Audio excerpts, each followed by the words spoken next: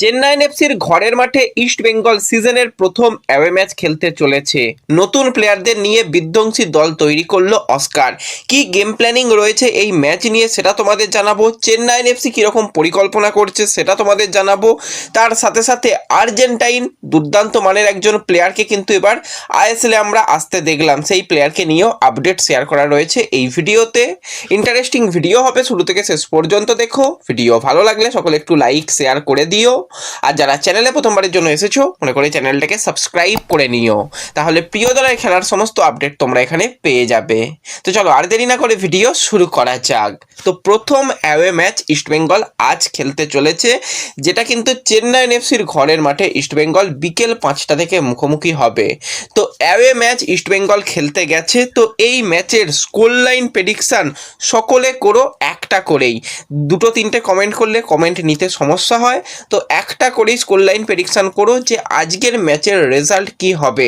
যাদের প্রেডিকশান মিলে যাবে তাদের নাম পরবর্তী সময় অবশ্যই শেয়ার করা হবে, তাই সকলে কিন্তু একটু স্কোর লাইন প্রেডিকশান করো।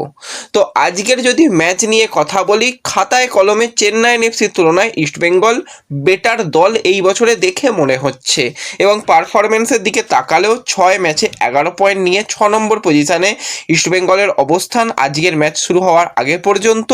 এবং চেন্নাই এফসিও 6 ম্যাচে মাত্র 5টা পয়েন্ট নিয়ে পয়েন্ট টেবিলে তারা 11 নম্বর পজিশানে রয়েছে। তো পার্থক্য তো দুটো দলের মধ্যে রয়েছে, খুব ভালোভাবে বোঝা যাচ্ছে।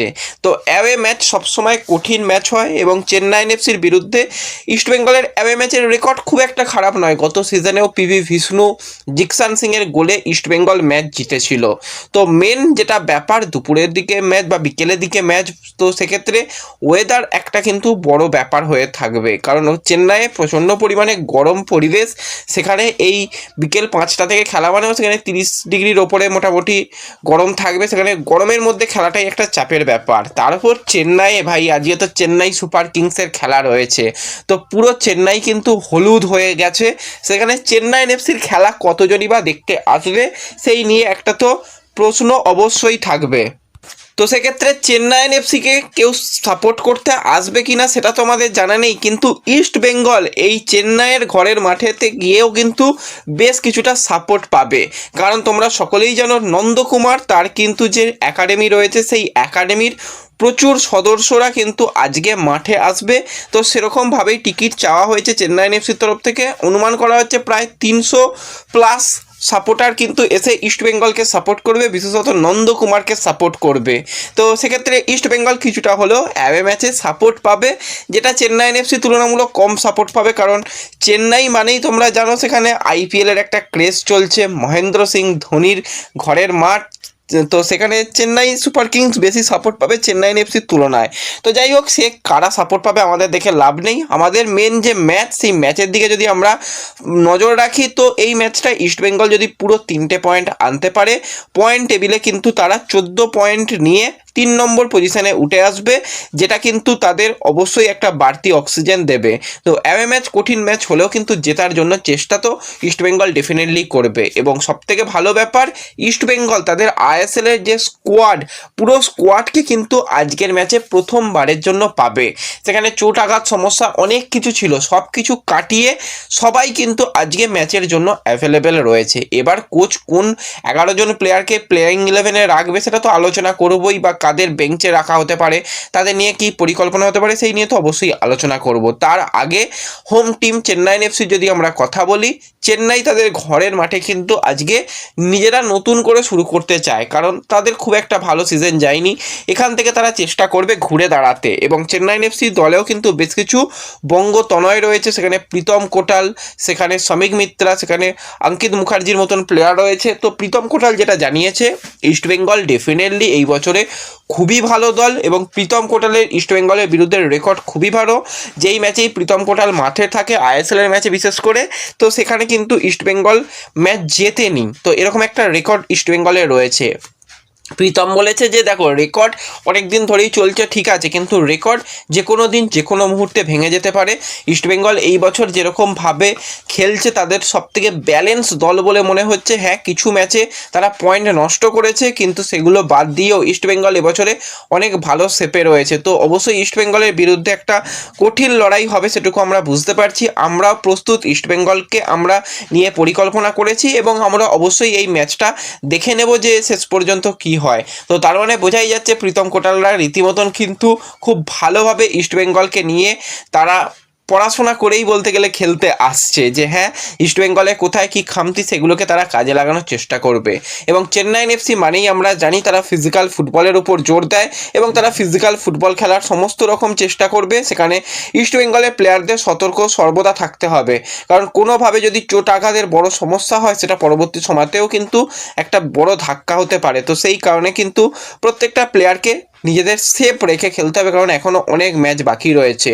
তো চেন্নাইন এফসি যদি পরিকল্পনা নিয়ে কথা বলি, 4-3-3-তে তাদের দলকে চেন্নাইন এফসি খেলাতে চলেছে। গোলের তলায় নওয়াজ, ডিফেন্স লাইনে এডুয়ার্ডো কাওয়ের সঙ্গে প্রীতম কোটাল, সাইড ব্যাকে একদিকে ভিগনেস, অপর দিকে কিন্তু সেখানে লালডেন পুইয়া তাকেই দেখা যাবে। মিডফিল্ডে অ্যালবার্টো নাগুয়েরা, মোহাম্মদ আলী বেমামার, ফারুক চৌধুরীদের রেখে আপফ্রন্টে ইনিগো মার্টিনেজ, ইরফান এবং ইমরান খানকে দিয়েই কিন্তু প্ল্যানিং সাজাতে চলেছে চেন্নাইন এফসি।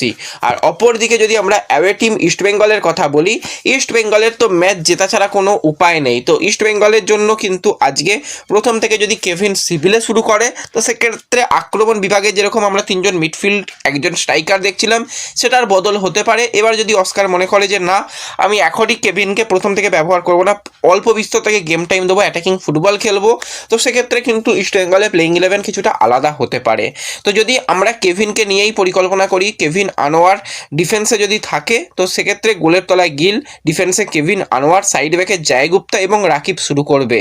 এবং মিডফিল্ডে কিন্তু জিকসানের সাথে Saul Crespo box to box midfield খেলবে, ক্যাপ্টেন হিসাবে খেলবে।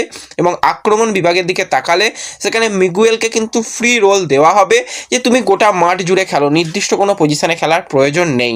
এবং আক্রমণ বিভাগে ইউসুফ এজেজারি স্ট্রাইকার পজিশনে, একদিকে নাওরেম মহেশ সিং, অপরদিকে বিপিন সিং শুরু করবে। যদি কোনোভাবে মিগুয়েলকে বোতলবন্দি করে ফেলে, তো সেক্ষেত্রে মহেশ কিন্তু আক্রমণ বিভাগের সামনের দিকে থ্রু বল বাড়াতে পারে, তো এবং উইং বরাবরও অ্যাটাক করতে পারে। এটা কিন্তু ইস্টবেঙ্গলের জন্য বেস্ট প্লেইং 11 হতে চলেছে। এবার যদি আমরা দেখি যে কেভিন খেলতে পারছে না, তো সেই জায়গাতে কেভিনের জায়গায় জিকসানকে নিয়ে এসে মাঝ মাঠে কিন্তু সেখানে নিয়ে আসা হতে পারে রাশিদকে। তো সেক্ষেত্রে মহেশকে পরে ব্যবহার করে সেই জায়গায় প্রথম থেকে এডমন্ডকে ব্যবহার করার একটা চিন্তাভাবনা থাকবে। তো এটা কিন্তু ইস্টবেঙ্গলের জন্য একটা বেস্ট প্লেইং 11 হতে চলেছে। তো আজকের ম্যাচ আবারও বলে রাখি, বিকেল 5টা থেকে খেলা রয়েছে। তো খেলা দেখার ব্যবস্থা তোমাদের সোশ্যাল মিডিয়া পেজে যেরকম করে দেওয়া হয় অবশ্যই করে দেওয়া হবে। তাই যারা এখনও আমাদের হোয়াটসঅ্যাপ চ্যানেল, টেলিগ্রাম চ্যানেলে জয়েন হওনি, সাবস্ক্রাইব করে ডেসক্রিপশন বক্সের লিঙ্ক থেকে জয়েন হয়ে যেও। এবং সব কিছু ঠিকঠাক থাকলে চেষ্টা করব একসাথে ম্যাচ দেখার, তো সেখানেও কিন্তু তোমরা সমস্ত আপডেট পেয়ে যাবে। তো এর ছাড়া যদি আমরা একটুখানি আইএসএলের অন্যান্য ম্যাচ নিয়ে কথা বলি, তো আমরা দুটো হাই ভোল্টেজ ম্যাচ দেখলাম, যেখানে স্পোর্টিং ক্লাব দিল্লি নর্থ ইস্টকে 3-0 গোলে হারিয়ে দিয়েছে।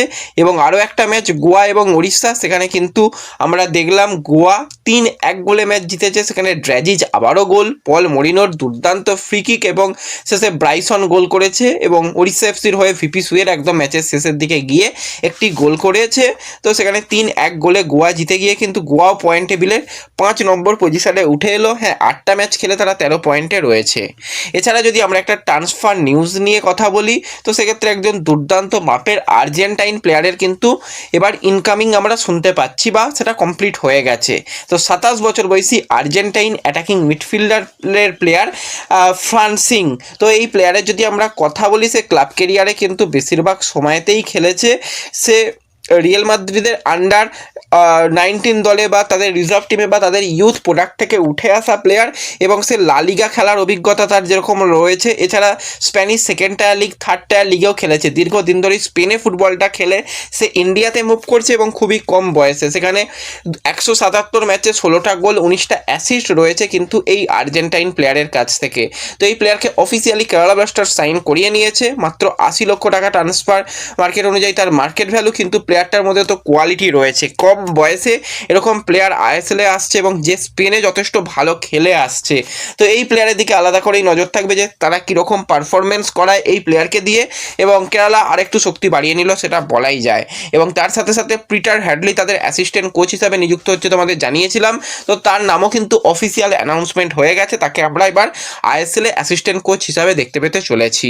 তো ব্যাস এই ভিডিওতে এই আপডেটগুলোই শেয়ার করার ছিল। ভিডিও ভালো লাগলে লাইক শেয়ার করে দিও, চ্যানেলে প্রথমবারের জন্য এলে সাবস্ক্রাইব করে নিও। দেখা হবে পরবর্তী ভিডিওতে, ধন্যবাদ।